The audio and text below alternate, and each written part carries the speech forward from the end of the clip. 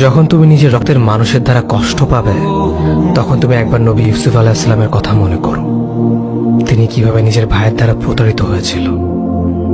যখন তোমার বাবা মা না বুঝে তোমার বিরুদ্ধাচরণ করে, তখন নবী ইব্রাহিম আলাইহিস সালামের কথা মনে করো।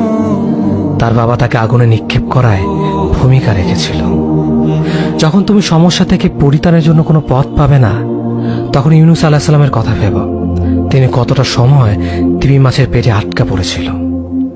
যখন তোমার নামে কেউ মিথ্যা অপবাদ ছড়িয়ে দেবে, তখন মা আয়েশা রাদিয়াল্লাহু আনহার কথা মনে করো। তার নামে পুরো শহর জুড়ে কুৎসা রচনা করা হয়েছিল।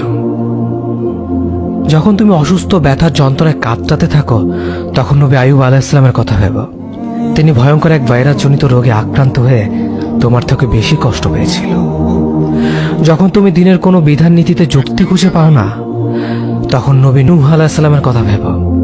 তিনি কোনো প্রশ্ন ছাড়াই মরুভূমিতে নৌকা তৈরি করেছিল।